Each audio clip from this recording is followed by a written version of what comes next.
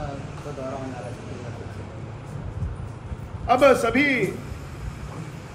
आने वाले नवंबर में चुनाव है, इसलिए चुनाव की रणनीति बनाने के लिए, चुनाव जीतने के लिए, पार्टी के कार्यकर्ताओं को चाक चौबंद करने के लिए, जनता को बीजेपी के साथ लेने के लिए अमित शाह जी का भी दौरा हुआ, प्रधानमंत्री जी का भी दौरा हुआ, हमारे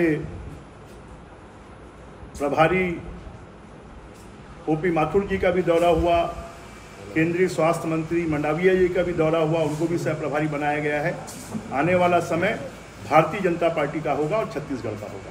मुख्यमंत्री भूपेश बघेल जो है वो लगातार बीजेपी पर आरोप लगाते हुए कहते हैं कि बीजेपी को पहले अपने नेतृत्व को देख लेना चाहिए कि आप जैसे आपका स्पेसिफिक नाम लेके उन्होंने बोला है, आपका जैसे नागर जी का, कि इनकी स्थिति बीजेपी में कहाँ पर स्पष्ट हो रही है। भूपेश बघेल जी अपनी स्थिति देख लें कि अब कांग्रेस पार्टी ने बोल दिया सामूहिक नेतृत्व में चुनाव होगा, तो अब भूपेश बघेल जी की तो स्थिति लगभग समाप्त हो गई है। अब तो वो खाली अपनी इज्जत बचाने के लिए और इस प्रकार की बातें कर रहे हैं। कांग्रेस पार्टी अब समाप्ति की तरफ है। केंद्रीय नेतृत्व को समझ में आ गया है कि भ्रष्टाचार पूरे देश में एक बहुत बड़ा मुद्दा बना है और कांग्रेस की छत्तीसगढ़ की सरकार अब भ्रष्टाचारियों की सरकार हो गई है।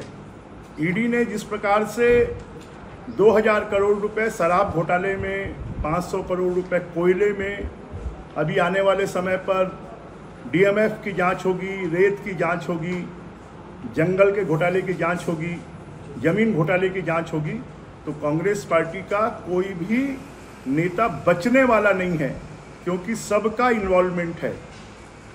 और अभी मोहन मरकाम जी को जिस प्रकार से उनसे इस्तीफा उनको हटाया गया, वो भी आदिवासी हैं, जिस प्रकार से टेकाम जी को हटाया गया वो भी आदिवासी हैं।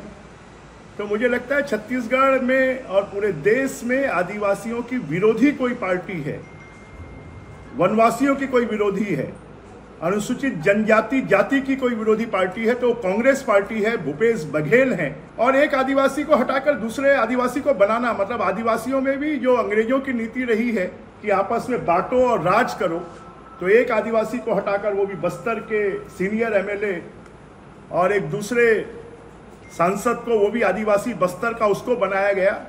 तो ये आदिवासियों में आपस में संघर्ष करवाने की इनकी कोशिश है। पहले आरक्षण के नाम पर कि 74% आरक्षण देंगे अनुसूचित जाति को, जनजाति को, पिछड़े वर्ग को, उसके नाम पर उनको ठगा गया। अब आदिवासी प्रदेश अध्यक्ष को हटाकर और टेकाम जी को हटाकर उन्होंने ये संदेश दे दिया है कि छत्तीसगढ़ का शोषण करने वाली कांग्रेस पार्टी है, आदिवासियों की शोषक है और आदिवासियों को लड़ाकर वो अपने हित साधना चाहती है। और टीएस बाबा को इन्होंने उप मुख्यमंत्री बनाया, किसी पिछड़े वर्ग को मुख्यमंत्री क्यों नहीं बनाया, किसी आदिवासी को उप मुख्यमंत्री क्यों नहीं बनाया? ये भी इस बात को प्रदर्शित करता है कि ये पिछड़ा वर्ग, अनुसूचित जनजाति, अनुसूचित जाति, इनका शोषण करने वाली, इनके साथ में अन्याय अत्याचार करने वाली पार्टी है और ये राजा महाराजाओं की पार्टी है।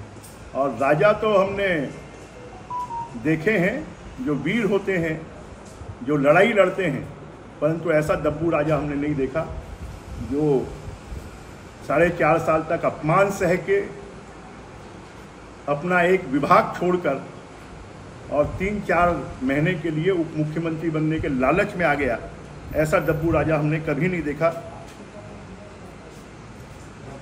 प्रेमसाय सिंह टेकाम खाली छत्तीसगढ़ में मंत्री नहीं, मध्य प्रदेश में भी मंत्री रहे। और ऐसे सीनियर नेता को, राजनेता को, और उसको मंत्री पद से इस्तीफा लेना, मोहन मरकाम जी से इस्तीफा लेना, ये पूरे आदिवासी समाज का अपमान है, ये पूरे छत्तीसगढ़ का अपमान। और कांग्रेस पार्टी के उच्च नेतृत्व को ये समझ में आ गया है कि अब कांग्रेस की चला चली की बेला है।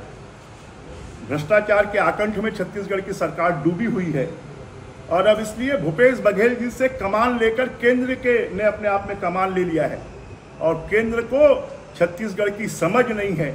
यहाँ की 30% आबादी आदिवासी समाज की है, अनुसूचित जनजाति की है, और उनका अपमान कर कर आने वाले 2023 के चुनाव में छत्तीसगढ़ का पिछड़ा वर्ग, छत्तीसगढ़ की अनुसूचित जाति, छत्तीसगढ़ की जनजाति सब इनको सबक सिखाएंगे। लंबे समय से जो नाराज थे उनको खुश करने की कवायद है क्या? इससे कोई खुश नहीं होने वाला है। जो नाराजगी वो और ज्यादा बढ़ेगी और वो कांग्रेस के लिए काल बनेगी। टेकाम का दर्द छल गया। उन्होंने साफ तौर पर ये कहा कि इस्तीफा दिया नहीं जाता, लिया जाता है।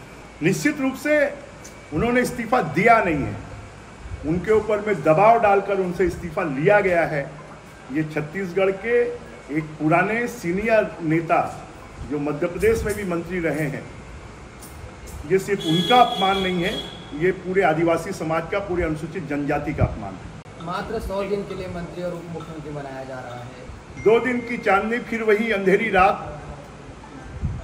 तो ये मृगमरीचिका है, और ये मृगमरीचिका के चक्कर में जो लोग फंस रहे हैं, अपने, चाहे वो टी.एस. सिंहदेव हो, चाहे फिर वो दीपक बैज हो, ये अपने स्वार्थों के लिए और 2-3 महीने के लिए पूरे अपने समाज का और पूरे छत्तीसगढ़ का अपमान कर रहे हैं, और इससे कांग्रेस पार्टी को कोई फायदा नहीं होने वाला है। अमर उजाला अब आपके टीवी पर भी।